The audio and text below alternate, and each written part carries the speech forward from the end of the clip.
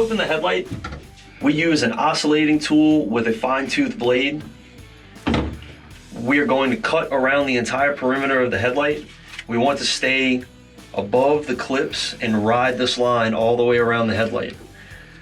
As you can see, these two parts that are taped off are the only parts that are actually visible when the headlight is installed on the truck.